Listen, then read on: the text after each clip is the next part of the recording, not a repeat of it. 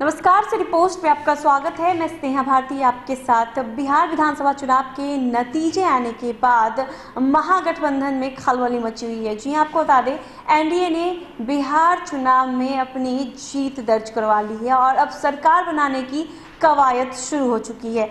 ऐसे में आज नेता प्रतिपक्ष तेजस्वी यादव ने राबड़ी आवास पर हारे हुए विधायकों की बैठक बुलाई। साथ ही बता दें कि आज कांग्रेस के नवनिर्वाचित विधायकों की भी बैठक की गई।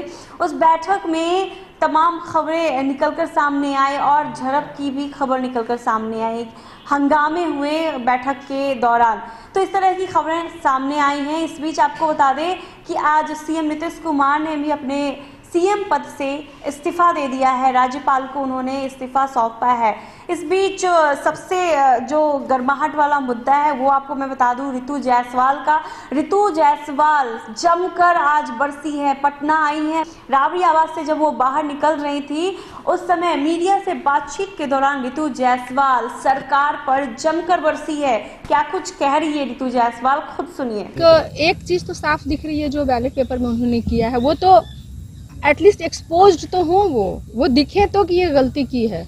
कुछ चीज़ों को वो छुपा सकते हैं, टेक्निकली उसको बर्बाद करके वो ना आने दे, समय निकालने का वो पूरी कोशिश करेंगे। वो सत्ता में थे और अभी उनके बने रहने की पूरी तैयारी चल रही है। जो भी है तो वो अपनी तरफ से पूरी कोशिश करेंगे कि ना आए, लेकिन बैलेट पेपर का क्या करेंगे? इससे कम से कम लोगों को ये समझ में तो आएगा कि किस तरह से गिर के उन लोगों ने, अगर सरकार बनाई भी है तो कितना गिर के बनाया, और एक गिरी हुई सरकार किस तरह से बिहार को उठाएगी वो मैं भी देखूंगी और आप लोग। आरजेडी सड़क पर उतरेगी, ऋतु जायसवाल सड़क पर उतरेंगी? बिल्कुल, अगर लगा तो जरूर आवाज भी उठेगी। ऋतु जी, एक सवाल है, उठाया है। और मेरे केस की मैं बात करूं तो 630 बैलेट पेपर को इनवैलिड किया गया और ये कहा गया कि टीचर्स ने ओवर राइटिंग किया है। शिक्षक हैं, वो बताते हैं कि कैसे वोट किया जाता है, वो बताते हैं कि कैसे आपको टिक करना है, और आप शिक्षक पे ये सवाल कर रहे हैं कि उनको टिक लगाना नहीं आया। ये कहीं से भी गले उतरने वाली बात नहीं है और साफ दिख रहा है कि किस तरह से जबरन, मतलब किस हद तक आप सत्ता लेने के लिए गिर सकते हैं, गिर चुके हैं। ऋतु जायसवाल अब क्या करेंगे आरजेडी के साथ? बिल्कुल, कभी भी नहीं छोड़ सकती। जिस पार्टी ने हर कास्ट लाइन से उठ करके डेवलपमेंट के नाम पे जिस तरह से मुझे चुना एज ए कैंडिडेट, मैं दिल से उसकी सराहना करती हूँ। और लोगों ने भी किया है कि किस तरह से मौका, एक काम करने वाले एक मुखिया को जिन्होंने टिकट देने का काम किया, कहीं ना कहीं से एक अच्छी पॉजिटिव बदलती हुई राजनीति की तरफ संकेत करता है ये राजद के द्वारा लिया गया डिसीजन।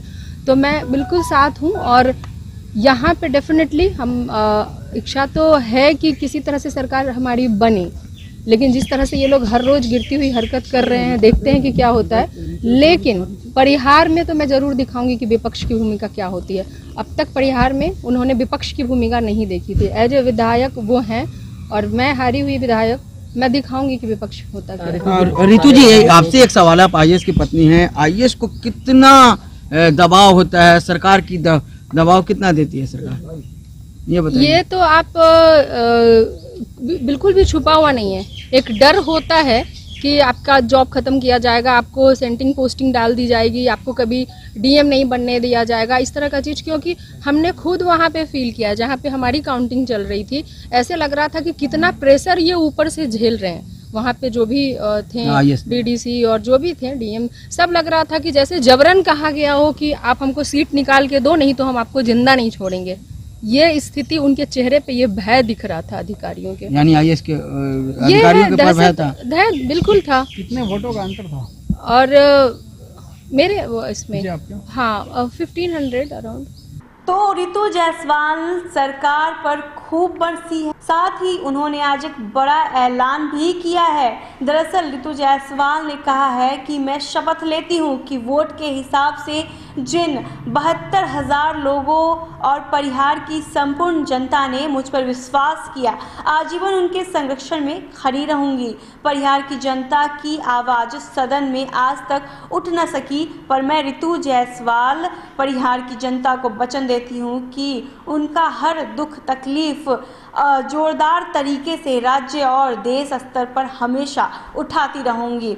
तो ऋतु जायसवाल ने ये बड़ी घोषणा कर दी है। उन्होंने कहा है कि जिन 72,000 लोगों ने मुझे वोट दे करके चुना है और सरकार सत्ता में तो नहीं आ सकी, लेकिन लोगों का प्रेम और समर्थन मिला है, उनके लिए मैं काम करूंगी। मैं उनकी विधायक हूँ, भले ही फंड के पैसे मेरे पास नहीं आएंगे, पुल पुलिया नहीं बनवा पाऊंगी, लेकिन मैं अपनी जनता के लिए, परिहार की समस्त जनता के लिए काम करूंगी। अगर आपको हमारी ये खबर अच्छी लगी हो तो हमारे चैनल को सब्सक्राइब कीजिएगा, फेसबुक पेज को लाइक कीजिएगा और फॉलो भी कीजिएगा। हमें इजाज़त दीजिए। धन्यवाद।